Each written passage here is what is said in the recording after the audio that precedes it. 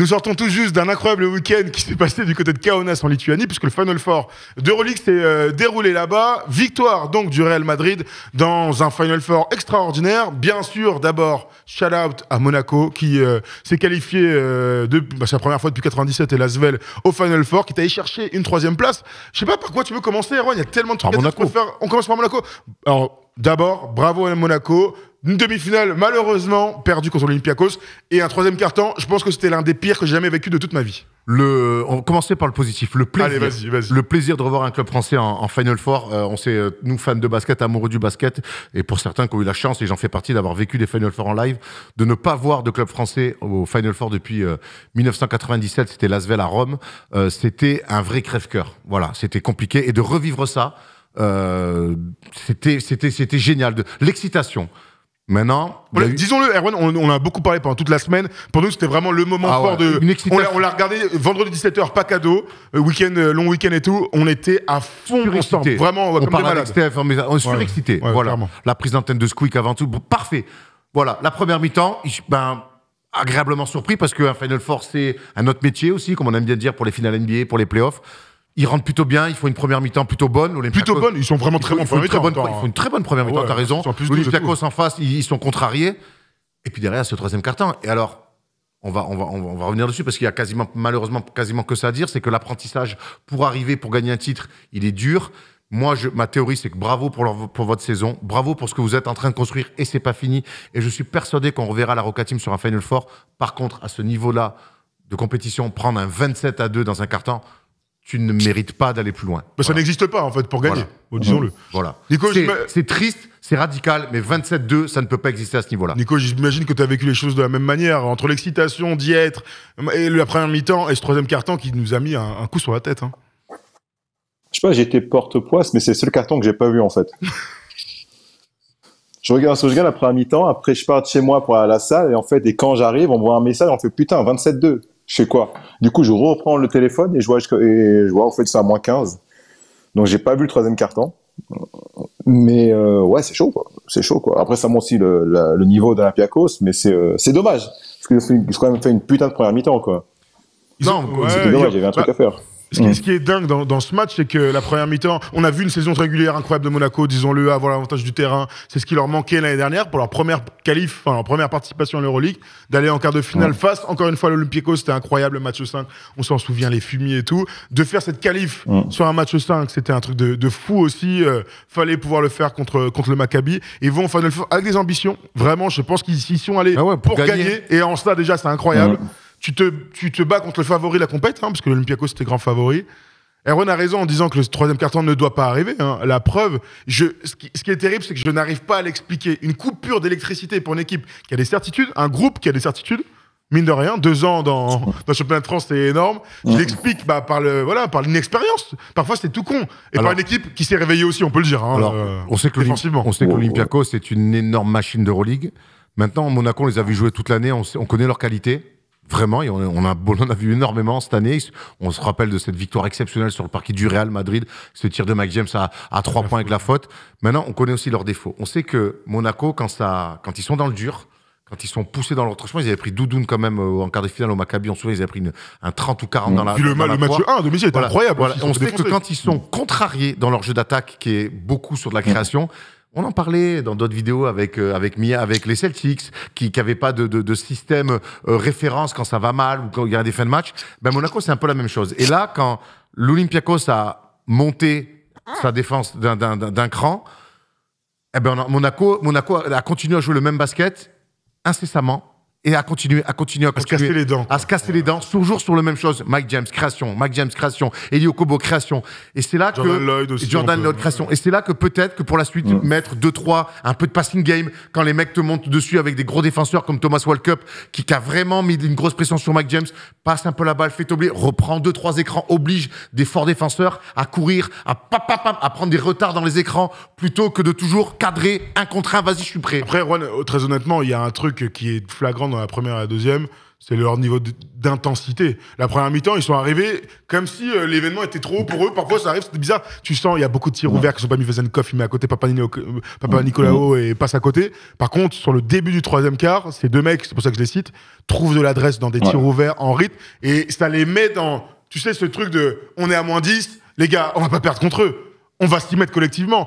Notre sport est tellement fait d'orgueil. Moi, j'ai vu aussi une équipe qui est venue à l'orgueil, une équipe qui n'a pas su répondre. Nico, t'as vu la même chose. Mais pourquoi ils n'ont pas répondu, Thomas? Parce qu'au bout d'un moment, t'as raison, il y a de l'orgueil, mais il y a de la tactique. Moi, se reposer sur un peu de système passing game pour c'est pas eux, c'est pas eux. Mais c'est peut-être un truc qu'ils devraient avoir pour plus tard dans leur escarcelle. L'Olympiakos, ils gagnent sur quoi? Ils gagnent pas sur du 1 contre 1, ils gagnent que sur du jeu sans ballon.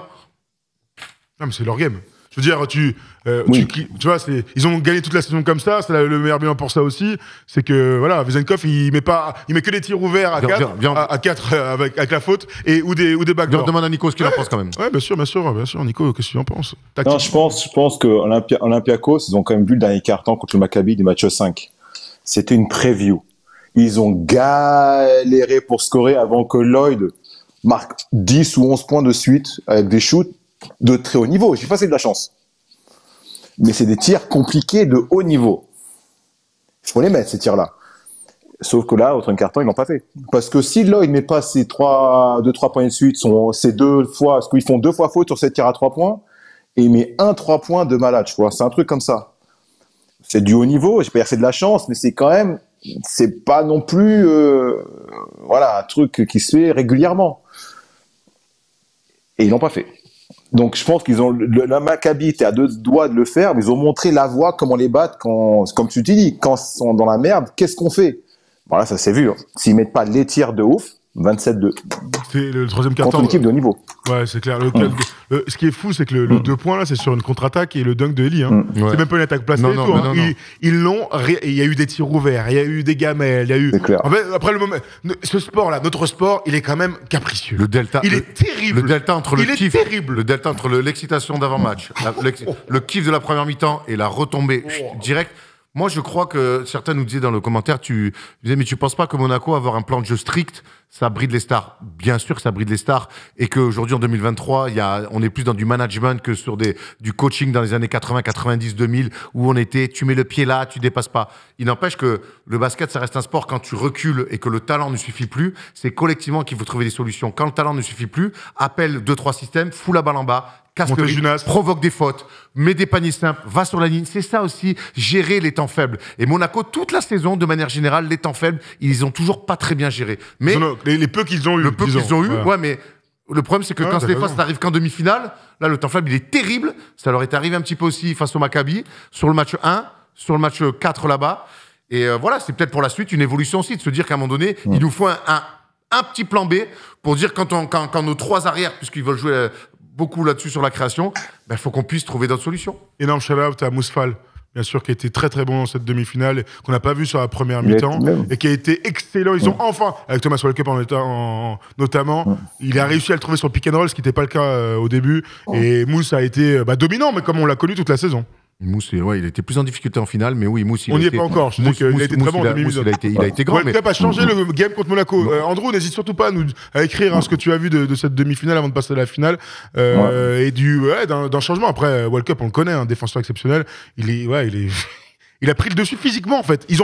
Moi, c'est ce que j'ai ressenti. Hein. Ils ont vraiment pris le dessus physiquement. Ils ont joué comme des Grecs. Non, mais c'est vrai. Ils ont joué comme les fameux Grecs, là. Ils ont sorti la machette à un moment donné, quoi. C'est ça, les Grecs, hein. Quand ça chauffe, ils sortent la machette et ce qu'ils ont fait, quoi. Ça, on les connaît pour ça, ils sont capables ici ou là. J'attends le commentaire d'Andrew avant de passer à la finale. Bon, en tout cas, on peut dire qu'on est très fiers de cette équipe de Monaco, qui a des grands projets, bien sûr. Une équipe qui, en 2 ans, a accédé au Final Four. Et on va commencer par ça en disant que l'excitation d'un Final Four, honnêtement, c'est pas le même. Vraiment, on adore l'Euroleague et voilà, toujours, on regardera des Final Four, des demi-finales, la saison régulière, enfin le quart et tout. Mais là, quand il y a le Monaco avec une chance de victoire, c'est vrai que pour chacun d'entre nous, c'était exceptionnel. Et j'ai adoré penser à un moment donné qu'ils allaient le faire. Rien que ça, c'est un exploit. Je rappelle que quand Limoges les fait en 93, ils font 3e en 90. Ils font un Final Four. Donc là, on parlait de l'OM en 93. Il faut d'abord perdre une finale 2 ans avant pour accéder à un moment donné... Faut se faire voler aussi avec la main de Vatar. On va pas oublier. Nous, sois bon avec l'histoire, s'il te plaît. Erwan, vous perdez. Après, les arbitres, vous avez réussi à rectifier le tir avec eux 2 ans plus tard. On a compris comment ça fonctionnait, gros. C'est le jeu. C'est le jeu. Si on nous entend avec un club avec 3 lettres, hein, bien sûr, PSG, hein, je ne le cite pas. Alors, Andrew, attends, qu'est-ce qu'il dit? La différence pour moi... c'est la deuxième mi-temps, c'est que tout simplement World Cup s'occupe de Mike James et d'Eli Okobo. Parfois la tactique est simple, mais on a la même chose, on a la même sensation que toi. On parle de la finale vite fait, l'Olympiakos favori, tous nos Français blessés, à part un, donc suspendu. Ouais. C'est vrai qu'on pourrait même limite commencer par ça, mais donc nos 3 Français suspendus ou blessés, donc Vincent Poirier, Peter Corneli et Vincent Poirier. Non, et Gershon Yabusele, qui lui pour le coup, grâce à un takedown exceptionnel, a été suspendu. Il y a un homme quand même il y en a plusieurs. Il y a Fabien Causer, extraordinaire comme la coutume, mais je sais même pas comment c'est possible. Raconte-moi, Nico, comment c'est possible qu'un mec, on le voit pas de toute la saison, mais qu'au Final Four en mai, il soit toujours meilleur que tout le monde? C'est un grand, hein. Si tu veux. C'est un grand joueur. Hein. Il a fait ça en 2018, je crois, à Belgrade. Il est MVP de la finale. Alors c'est Luka qui est MVP du Final Four. Le meilleur joueur de la finale, c'est Fabien Causer. L'année dernière, il est exceptionnel aussi. Hein. Ouais. Clairement. Non, mais c'est l'homme des rendez-vous. Il sait quand il step up. Il sait qu'il a la confiance de ses gars. Il les remet dans le match. Sergio, pour moi, est monumental. Tavares est MVP de la Final Four, mais Sergio Rodriguez est monumental en deuxième mi-temps. Sergio est exceptionnel. Eliul met le tir. Mais Fabien, quand il rentre, il met 2-3 fléchettes au bon moment. Parce que s'il les met pas, c'est fini. Ouais. Mais 2-3 fléchettes au très très bon moment pour garder un peu à niveau, mais exceptionnel le mec. Et comment on explique? Mais vraiment, alors il y a l'ADN du club. On en revient toujours à ça. On en a parlé tout à l'heure pour Miami, la culture, le Celtics, les Lakers et tout.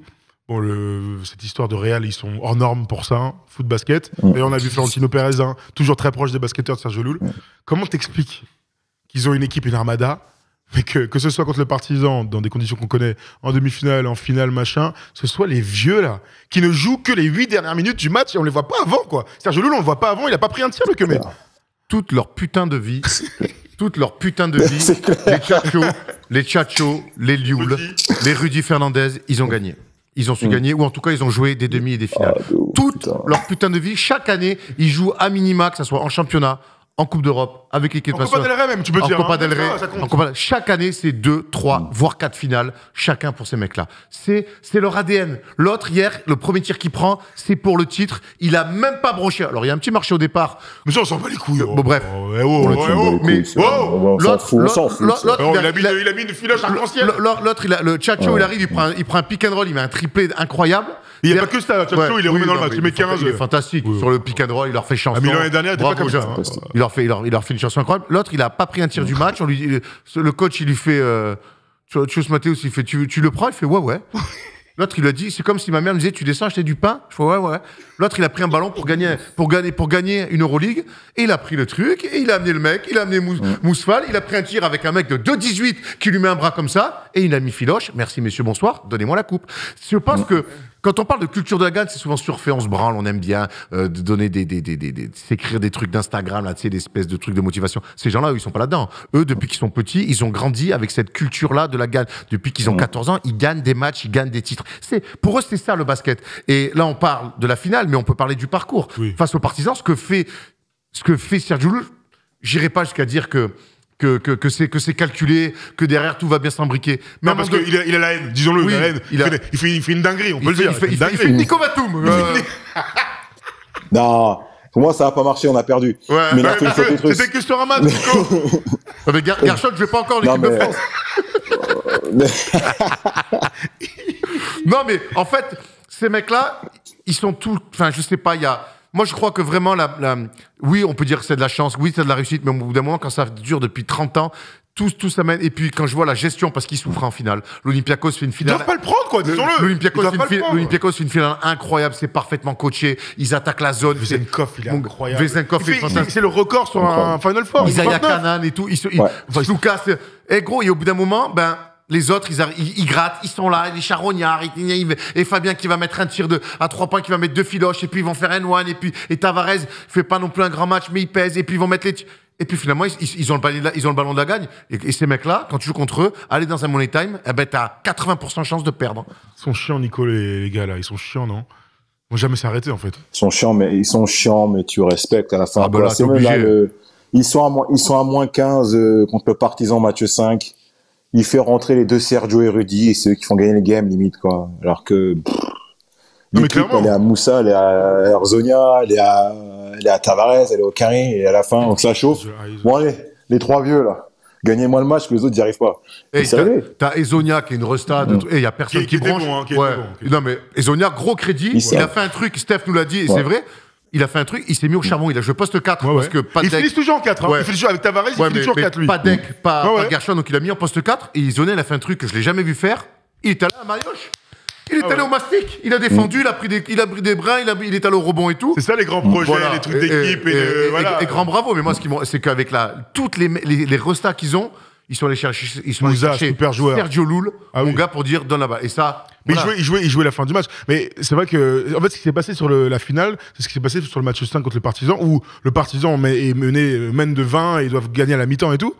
Et en fait, ils ont un truc, mais j'arrive pas à l'expliquer parce que physiquement, ils sont cramés. Hein. À chaque fois. Ils sont cramés. C'est des champions. Rudy, il est cramé de ouf. Mais il va s'arracher sur des rebonds, il saute par terre, il donne l'exemple. Là, sur la finale, il est nul. Il le met, finalement, il le sort. C'est Fabien qui joue. Non, mais gros, franchement, hier, j'ai pris une claque de gestion individuelle,